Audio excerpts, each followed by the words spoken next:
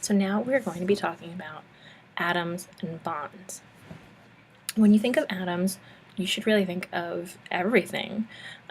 They make up everything that you see, like the computer in front of you, your dog, your table, your pencil, and even things that you can't see, like the air around you is full of atoms, but you just can't see them. So when we say the word atom, what are we actually talking about?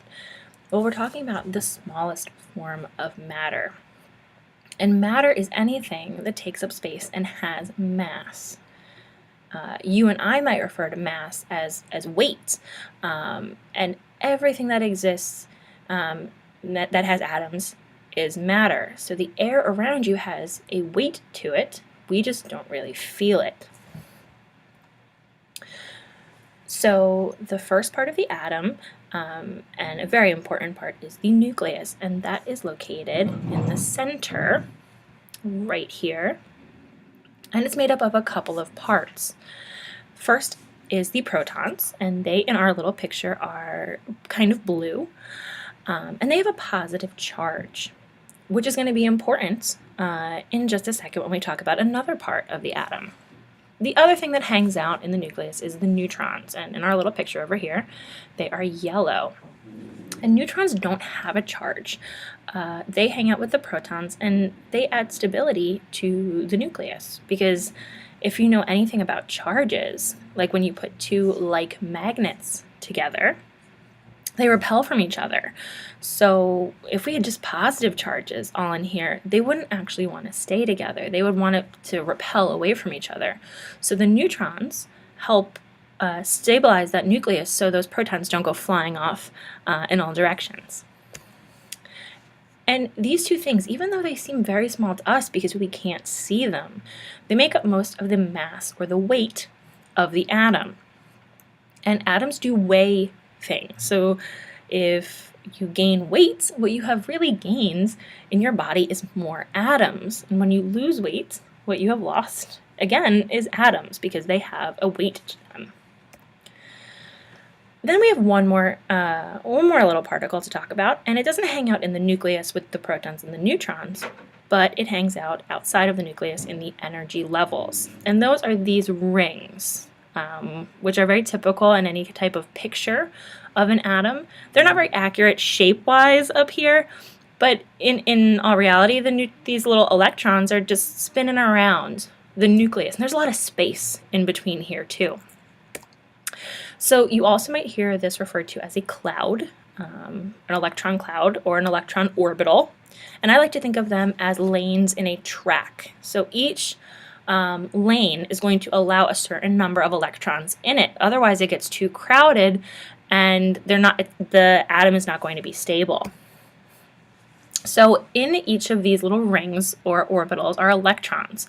They're very, very small, and they are negatively charged. So the reason they like to hang out outside of the nucleus is that this negative charge that they have is attracted to the positive protons in here, because opposites attract, negative and positive attract to each other. But these don't really count for the mass of the atom because they're so tiny. So it's almost like when we're talking about weight, they don't contribute anything at all. So we don't even count them when we talk about the mass of an atom. So here's a picture of helium. It has in its nucleus 2 protons, 2 positive charges, 2 neutrons, which are neutral, which is why they don't have any symbol in them. And then in this ring right here, this electron cloud or orbital, you have 2 little negative charges to represent the electrons. So these pictures are representing the same thing, just in a little bit of a different way. This one's showing it's more of a cloud. This one's just showing the ring or the track that these guys will follow. So they don't go outside of this track. They kind of just keep spinning around and around and around. So let's talk about these orbitals. You might hear them called energy levels. They might be electron clouds, but there's a couple of different ones. So the first energy level is the one closest to the nucleus. So it's pretty small because it's closest to this very important center of the atom. So it can only hold 2 electrons, 2 negative charges. That's all, nothing else can fit in there.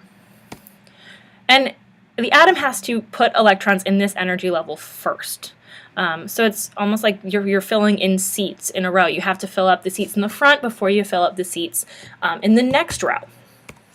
So if you have more than 2 electrons, which most atoms do, you need to use that second energy level, so the next ring out. And this is bigger, so it can hold more, and it holds 8 electrons. And so this row needs to be filled up next. And then from there, we're going to keep going. So for this class, we're only going up to the 3rd energy level. And again, it's a lot bigger. So it can hold 18, but it's happy if it has at least 8. So at once, this is our magic number. It's called the octet rule. So 8 is our magic number. We really, really want 8 in order to be stable. So we like that word. We like stability. And you can pause right now and watch this video, How Small is an Atom? It's a TED Ed. It's really, really good and kind of puts in perspective how tiny these structures are that we are talking about. So if you want to, pause now and watch that video. All right, so hopefully now after watching the video you have a good concept of how small atoms are. But let's look at another picture. So this is carbon, which makes up all living things. And in its nucleus, it has 6 protons. Remember, we have that little positive charge, P for proton, P for positive. We also have 6 neutrons. And outside we have, in our first energy level, we have 2 electrons hanging out. And then because carbon has more, it's going to need to start putting electrons in the second orbital, and it has 4 total in there. So that is carbon, just to familiarize yourself with it, because carbon we're going to be talking about a lot in biology. Okay, so elements. You might see this thing, and hopefully you will, called a periodic table, and that is a periodic table of all the elements that we know exist, either naturally or man-made. So an element is a substance made up only of one type of atom. So if we go back here really quick, if we look at carbon, every type of atom that has 6 protons and 6 electrons, if you counted up all these electrons, there would be 6, is going to be carbon. If I change that number, if I change from 6 protons, I'm going to make a different atom. It's going to behave differently.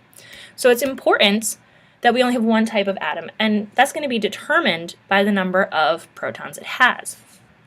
And they all behave the same way. So all carbon atoms are going to behave the same way because they have the same number of electrons and protons. And that's going to be important when it comes to bonding, which we'll talk about later. And if you want to watch this cute little music video, Meet the Elements. If you want to watch that now, is a good time. All right. So every element is going to have a symbol, and sometimes they make sense, and sometimes they don't. So carbon, the symbol is going to be C. Oxygen is O. Hydrogen is H. Nitrogen N. Sulfur is S. And phosphorus is P. These guys right here, these are the elements that make up all living things. So from you to your cat to the tiniest little single-celled organism, a little bacteria, you're all just different combinations of these elements. It's how we put them together to make you who you are, to make an organism who it is. So these are going to be really important when we talk about building molecules, which is coming up very, very soon. So here is the periodic table. Again, you see there's a lot of information here. You don't have to memorize it, but there are some things you should know. So for our purposes, we are going to divide this periodic table into 2 major classes. First is the metals. Is anything represented in green? And then we have the nonmetals. And hopefully you're seeing that hydrogen, carbon, nitrogen, oxygen, phosphorus, sulfur, those are all the things that make up living things, like I just said before, and they're all non-metals. So you're made up of these non-metallic, non-metal elements.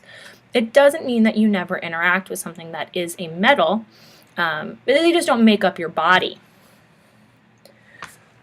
All right, so when we go to read the periodic table, There's a lot of information here, so this is a lot to process. But if you know how to read it, then you can get a lot out of it. So there's a couple things that we should know. First is what's called the atomic number, and that's the number of protons in an atom of an element, the number of positive charges in that nucleus. But it's also the number of electrons or negative charges that atom is going to have, because protons, the positive charges, have to equal the negative charges, which is going to be the electrons. So it's both. It tells you the number of protons and electrons. And right here is just one of the little boxes on the table, so we just pulled it out. And it's always represented at the top of each little box.